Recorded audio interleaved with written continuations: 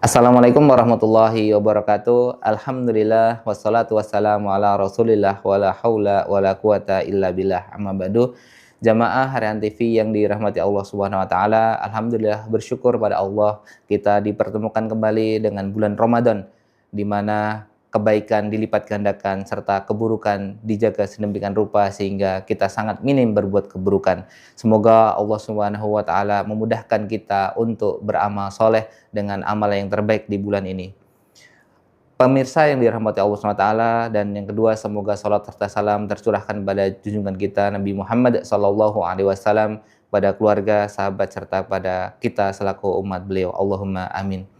Pemirsa yang dirahmati Allah Subhanahu wa taala, di dalam bulan Ramadan kita mengenal adanya Qiyamul Ramadan atau kita sering menyebutnya dengan salat tarawih. Salat merupakan mi'rajul mukmin, di mana seorang hamba bersujud dan menyembah Allah Subhanahu wa taala sebagaimana yang telah diajarkan oleh Rasulullah Shallallahu alaihi wasallam. Gerakan-gerakan yang kita lakukan dalam salat merupakan kumpulan rangkaian dari gerakan dan bacaan yang dilakukan oleh para malaikat di langit pertama sampai langit ketujuh. Maka Rasulullah Shallallahu alaihi wasallam sangat inspirasi dari ibadah yang dilakukan oleh malaikat tersebut, baik dari berdirinya, rukuknya, sujudnya, dan lain sebagainya. Maka kemudian Allah SWT merangkai sebuah ibadah yang kita kenal dengan namanya sholat maktubah ataupun yang lainnya, sehingga gerakan-gerakan tersebut menjadi gerakan yang kita lakukan sehari-hari dalam gerakan sholat. Dan ada satu hal yang sangat luar biasa, yaitu di mana dalam sholat kita itu ada percakapan yang terekam dalam bacaan sholat kita antara Allah Subhanahu wa taala dengan Nabi Muhammad Shallallahu alaihi wasallam. Ketika Rasulullah Shallallahu alaihi wasallam sudah berada di Sidratul Muntaha, Allah memerintahkan beliau untuk maju lebih tinggi lagi bertemu dengan Allah Subhanahu wa taala. Dan ketika Jibril diajak untuk naik ke atas mengikuti Rasulullah, Jibril alaihissalam tidak mampu karena semua makhluk berada dalam batas masing-masing dan maksimal hanya berada di Sidratul Muntaha. Adapun Rasulullah Shallallahu alaihi wasallam beliau dikecualikan karena diminta menghadap kepada Allah Subhanahu wa taala. Ketika Rasulullah Shallallahu alaihi wasallam melihat hal yang begitu luar biasa, yang sangat agung di hadapan Allah Subhanahu wa taala, maka beliau spontan mengucapkan at-tahiyatul mubarakatus sholawatu lillah. Semua segala puji, segala kebaikan, segala keberkahan hanya untuk Allah Subhanahu wa taala. Maka Allah Subhanahu wa taala pun menjawab, Assalamu alayka ayyuhan nabiyyu wa rahmatullahi wa barakatuh. Semoga keselamatan untukmu wahai Nabi, dan rahmat Allah dan berkahnya. Nah, Rasulullah Shallallahu alaihi wasallam adalah pribadi yang begitu agung, yang tidak menginginkan kebaikan hanya untuk beliau pribadi. Beliau menginginkan kebaikan, rahmat, serta hal yang baik tersebut berlaku juga untuk para sahabat serta umat beliau. Maka kemudian beliau menambahkan, Assalamu alayna wa ala ibadillahi sholihin. Ya Allah, semoga keselamatan serta kebaikan ini juga berlaku untuk kami semua, Nabi, para sahabat, wa ala ibadillahi sholihin, dan untuk seluruh hamba-hamba Allah yang soleh. Semoga kita termasuk hambanya yang soleh, yang kelak akan juga mendapatkan apa yang telah Rasulullah SAW sampaikan berupa salam kebaikan serta rahmatnya Allah Subhanahu wa taala.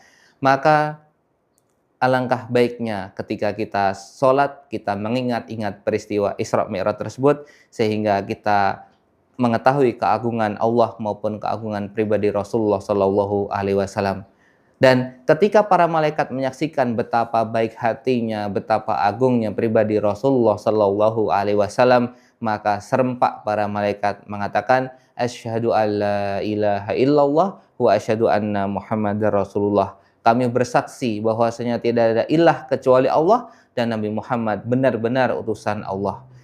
Maka tentu ini menjadi suatu hal yang luar biasa dalam diri kita, mengakui bahwasanya Allah sebagai ilah atau sesembahan kita dan Nabi Muhammad Shallallahu alaihi wasallam sebagai nabi dan utusannya. Kita amat sangat bersyukur terlahir menjadi umat Nabi Muhammad Shallallahu alaihi wasallam, bukan umat nabi yang lain, di mana Rasulullah Shallallahu Alaihi Wasallam sangat raufur rahim, penyayang kepada umatnya, dan beliau tidak menginginkan kebaikan itu hanya untuk beliau pribadi, tapi juga untuk kita semuanya. Bahkan Rasulullah Shallallahu Alaihi Wasallam tidak menggunakan doa yang paling mustajab yang beliau yang beliau miliki, tetapi beliau simpan di akhirat dan menjadi hak syafaat beliau di hari kiamat. Semoga kelak kita akan mendapatkan syafaat beliau, baik kita orang soleh ataupun kita memiliki dosa, karena syafaat Rasulullah Shallallahu Alaihi Wasallam tidak hanya berlaku untuk umat beliau yang soleh, tetapi bagi pendosa mungkin seperti kita pun berhak mendapatkan syafaat beliau. Syafaati di ahlil kaba'ri min ummati. Rasulullah SAW bersabda, syafaatku juga berlaku untuk para pelaku pendosa besar di kalangan umatku. Semoga Allah Subhanahu wa Ta'ala menerima amal ibadah kita serta mengampuni semua dosa kita, dan kelak kita diperjumpakan dengan Rasulullah Shallallahu Alaihi Wasallam di telaga beliau, meminum dari air telaga beliau yang lebih putih daripada susu, lebih manis daripada madu, dan barang siapa yang meminumnya akan tidak pernah haus selama-lamanya. Dan kita semoga juga mendapatkan syafaat Rasulullah Shallallahu Alaihi Wasallam, dan semoga kita semua masuk ke dalam surganya serta dihindarkan dari nerakanya. Allahumma amin. Demikian yang kita sampaikan, ada kurang lebihnya kami maaf. Akhiru da'wana walhamdulillahirabbil alamin. Assalamualaikum warahmatullahi wabarakatuh.